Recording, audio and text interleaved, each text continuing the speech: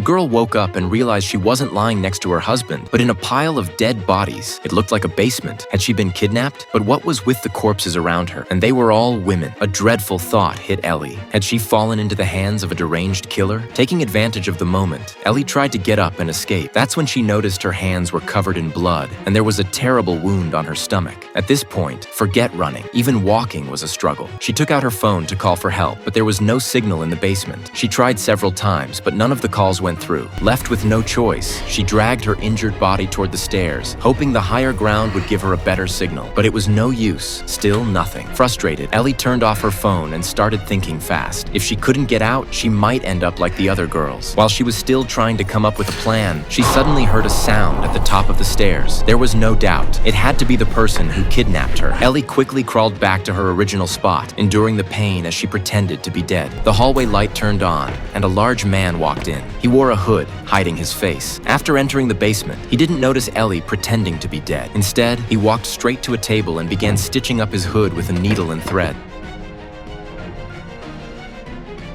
Ellie had no idea what the man was going to do next. She held her breath, trying not to make a sound.